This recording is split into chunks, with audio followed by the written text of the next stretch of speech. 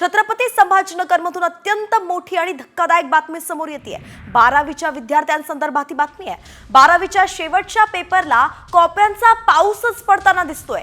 शेवटच्या पेपरला संभाजीनगरमध्ये कॉपी आढळून आल्या आहेत। शिक्षणाधिकाऱ्यांकडून कॉप्यांचा प्रकार उघडकीस आल्याचं दिसतंय। आपण एक्सक्लुझिव्ह दृश्य सध्या पाहतोय।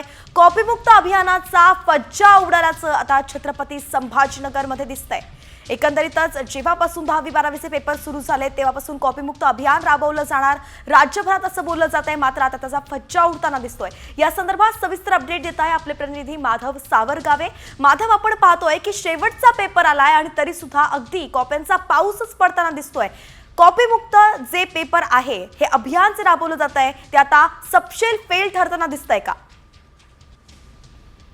छत्रपती संभाजीनगर जिल्ह्यामध्ये आणि जालना जिल्ह्यामध्ये सुरुवातीला साम टीव्हीनं याचा पर्दाफाश केला होता की बोर्डाने सांगितलं होतं की यावेळेस कॉपीमुक्त परीक्षा घेतली जाईल, पण त्या कॉपीमुक्त परीक्षा घेण्यासाठी बोर्ड फेल ठरलेला आहे आणि आता शेवटच्या दिवशीचा जीवशास्त्राचा पेपरही कॉपी शिवाय राहू शकला नाही आणि त्यामुळे खुद्द छत्रपती संभाजीनगर विभागाच्या शिक्षणाधिकारी अश्विनी लाटकर यांनीच फोटो समोर आणून हा सगळा पर्दाफाश केलेला आहे।